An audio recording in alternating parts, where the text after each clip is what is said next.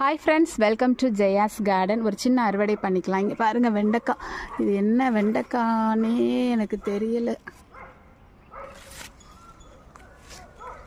ஒரு வெண்டைக்காய் தான் பறிச்சிருக்கேன். மற்றெல்லாம் பார்த்தீங்கன்னா குட்டி குட்டியாக இருக்குது. இன்னும் நல்ல பெருசாகும். இதை விட பெருசாகும் ஃப்ரெண்ட்ஸ்.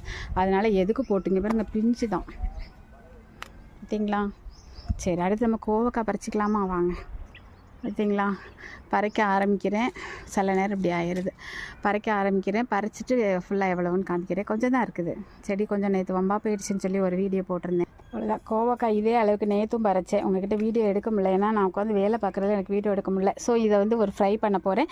தக்காளியில் காய் பறிச்சிக்க போகிறேன் ஃப்ரெண்ட்ஸ். கொஞ்சமாக அந்த தக்காளி காயை பறிச்சு நேற்று ஒரு 4-5 நேற்று க்ளீன் பண்ணும்போது கீழே விழுந்துருச்சு. அதையும் வச்சுருக்கேன். இதையும் வச்சு ஒரு கூட்டு செய்ய போகிறேன்.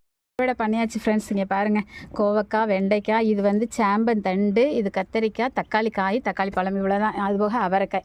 போதும், இன்றைக்கி அறுவடை இவ்வளோ தான். அடுத்து தேவைப்பட்டால் பறிச்சிக்கலாம். நான் இப்போ சேமந்தண்டில் புளிக்குழம்பு வைக்க போகிறேன் ஃப்ரெண்ட்ஸ். அந்த வீடியோவும் உங்களுக்கு போடுறேன். அப்புறம் தக்காளி காய் போட்டு ஒரு பருப்பு கூட்டு வைக்க போகிறேன் ஃப்ரெண்ட்ஸ். ஓகே, இந்த வீடியோ பிடிச்சிருந்தா லைக் பண்ணுங்கள், ஷேர் பண்ணுங்கள், கமெண்ட் பண்ணுங்கள், மறக்காமல் சப்ஸ்கிரைப் பண்ணி